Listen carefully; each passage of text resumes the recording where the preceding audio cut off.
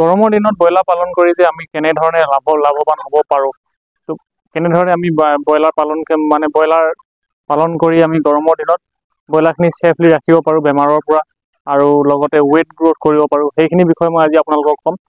নমস্কাৰ বন্ধুসকল, আছাম ফাৰ্মিং চেনেললৈ আপোনালোক সকলোকে স্বাগতম জনাই এটা নতুন ভিডিঅ' লৈ আপোনালোকৰ আগত উপস্থিত হৈছোঁ।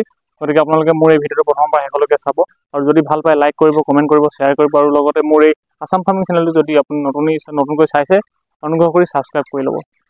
এতিয়া কথাটো হ'ল কি, এতিয়া গৰম দিন, এতিয়া জুন মাহ চলি আছে।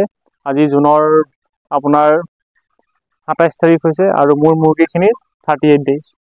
মোৰ এইটো যিটো ব্ৰইলাৰ মুৰ্গী 1600 মুৰ্গী মই পুহিছোঁ ফ্ল'ৰত কৰিছোঁ আৰু এইটো 38 ডেইজ হৈছে।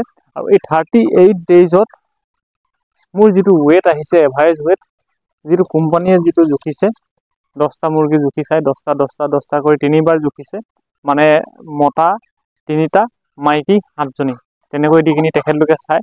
তো ইয়াতে মোৰ এভাৰেজ আহিছে 2 কেজি, যিটো আহিব লাগে 2 কেজি 240 গ্ৰাম নে কিবা এটা আহিব লাগে, মানে তেনেকুৱা এটা আহিব লাগে আৰু এজ পাৰ কোম্পানীৰ বুকখনৰ মতে, কোম্পানীৰ ৰুলছ, মানে কোম্পানীৰ নিয়ম মতে। যিমানটো দানা খাইছে এতিয়া সিমানটো হিচাপত বা যিমান দিন হৈছে সেইটো হিচাপত। তো গতিকে মোৰ তাতকৈ কম আহিছে।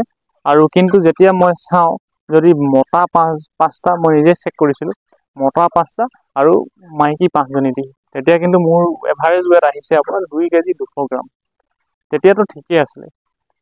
কিন্তু এতিয়া প্ৰথম কথাটো হ'ল কি, আজি এই যোৱাকালি 26 তাৰিখে আমাৰ ইয়াতে টেম্পাৰেচাৰটো আপোনাৰ 33 মান হৈ গৈছিলে, 33, কিন্তু 33 হ'লেও অলপ ফিল্ডছটো মানে আপোনাৰ 38, 35 এনেকুৱা ভিতৰত আছিলে সিমানটো। আৰু তাৰপিছতে কি হ'ল, মোৰ ফাৰ্মত আপোনাৰ অলপ গৰম হৈ, মানে যিটো পোৱালিখিনি, যিহেতু এইটো 1600 মুৰ্গী ফাৰ্ম হয়, তো 1600 এবাৰ পুহিছিলোঁ, তো অলপ এটা হিট হৈছিলে মানে, আৰু সেই টেম্পাৰেচাৰটো বাঢ়ি গৈছিলে। টেম্পাৰেচাৰটো বাঢ়ি যোৱাৰ কাৰণে অলপ হিট ষ্টকত পোৱালি মৰিব ধৰিছিলে। তো এতিয়া কথাটো হ'ল কি, মই কেনেকৈ মানে ৰখাই দিলোঁ নমৰাকৈ, মানে ষ্টাৰ্ট হৈ গৈছিলে পূৰা, মানে আপোনাৰ 2-3টা বজাত পূৰা বহুত মৰিছিলে, আৰু মৰিছিলে মানে ধপধপাই মৰিছিলে হিট ষ্টক হৈ কিনি। তো 4টামান বজাত, বিশেষকৈ 4টামান বজাত মৰিছিলে।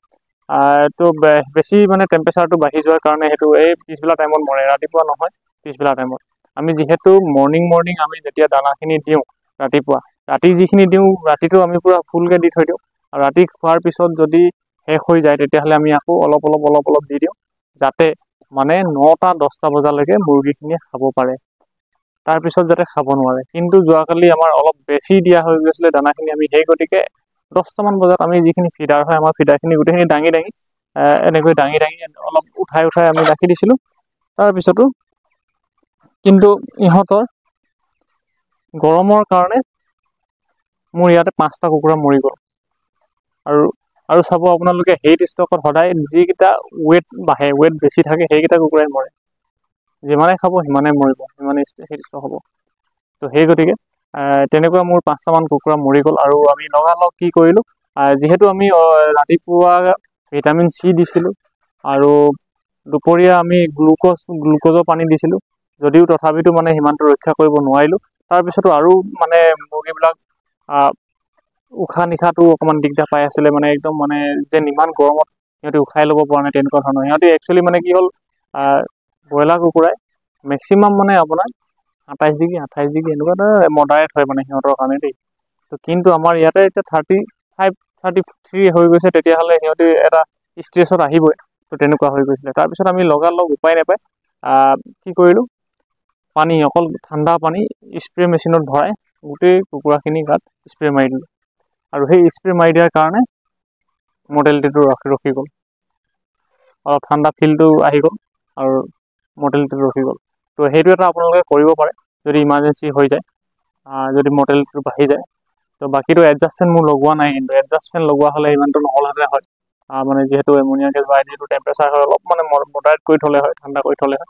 তো সেই গতিকে তো এইটোৱে কথাটো হ'ল কি, আমি গৰমৰ দিনত ব্ৰইলাৰ পালন কৰিলে আমাৰ যিহেতু মই ৱেটত ক'ব গ'লে, যিহেতু আপোনালোকে দেখিলে মোৰ ৱেটটো মানে যিহেতু 38 ডেইজত যিমানটো হ'ব লাগে সিমানটো হোৱা নাই, মানে যিমানটো দানা খাই যিমানটো হ'ব লাগে। কাৰণ কেলৈ, ইয়াত দানাটোতো খাইছে, দানা আমি যিটো ৰাতি দি থওঁ খাই দিয়ে, দিনতহে নিদিওঁ, দিনত অলপ আপোনাৰ 5-6 ঘণ্টা দিনত দানা নাপায়, কিন্তু বাকীখিনি টাইমত ৰাতি আমি 4 বেগ পূৰা দানা ঢালি থৈ দিওঁ গোটেই ফুল কৰি, সেইখিনিতো খাই দিয়ে, কিন্তু আকৌ দিনত নাপায়, দিনত দানা নিদিওঁ, আৰু সেইকাৰণে মানে আমাৰ ৱেইটটো কমি যায়। সেই গতিকে কি হৈছে, আমাৰ গৰম দিনত আমি ৱেইট মেনেজমেণ্ট কৰিবৰ কাৰণে এটা মানে বহুতখিনি মানে কঠিন হৈ পৰে ব্ৰইলাৰ ক্ষেত্ৰত। তো সেইকাৰণে আমি কিছুমান ভিটামিন, মিনাৰেল আৰু কেলচিয়াম, প্ৰটিন এইবিলাক সকলোবিলাক দিবলগীয়া হয়। ৱেইট গ্ৰোথৰ কাৰণে বহুতখিনি মেডিচিন আমি ইউজ কৰিবলগীয়া হয় বহুত, আৰু CRD লাগি যায়। মোৰ CRDও লাগিছিলে, আপোনাৰ CRD মোৰ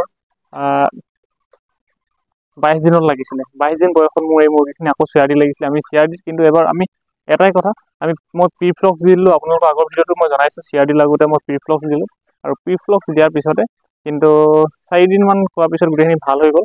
কিন্তু এইবাৰ মোৰ এটাই ভাল হ'ল, মই ভেকচিন মানে ইনজেকশ্যন দিবলগীয়া নহ'ল। যোৱা বছৰ যিহেতু ইনজেকশ্যন, যোৱাটো বেষ্টত মই ইনজেকশ্যন দিবলগীয়া হৈছিলে এটা কৰি, 21 দিনত যিটো ইনজেকশ্যন দিয়ে সেইটো মোৰ যোৱাবাৰ 23 দিনত দিছিলে, কিন্তু এইবাৰ ইনজেকশ্যন নিদিয়াকৈ মই মুৰ্গীখিনি বচাই দিলোঁ।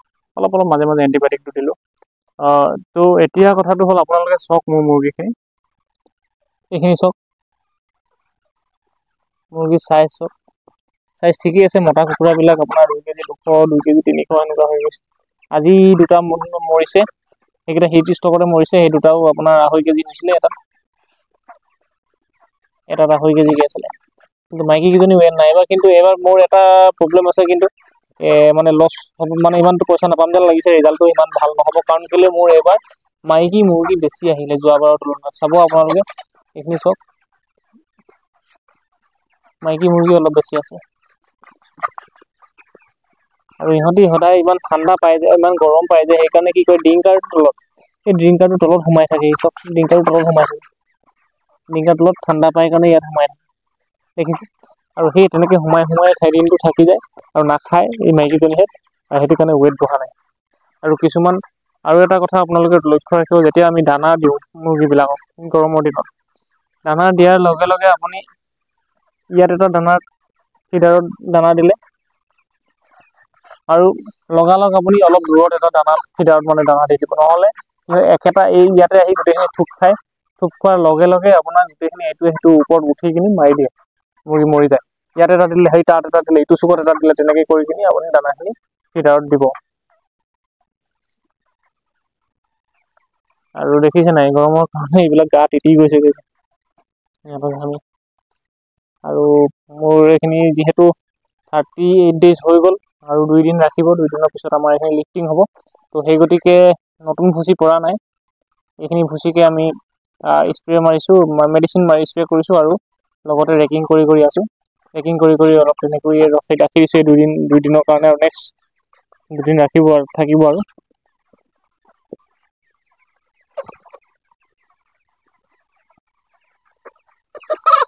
এটা কথা, ইহঁতক আমি 2-3টামান বজাৰ পৰা পিছবেলা গৰমৰ দিনত আমি উঠাই থাকিব লাগে, মানে অলপ খেদাই অলপ উঠাই দিব লাগে, নহ'লে শুই থাকে। আৰু শুই থাকিলে কি হয়, ইহঁতৰ মেইন কথাটো, ইহঁতৰ যিটো গেছ হয়, ইয়াত যিটো এমনিয়া গেছ হয়, সেই গেছটো সোমাই যায় মুখত, আৰু গেছ ফৰ্ম হৈ কিনেও মুৰ্গীবিলাক মৰি যায়।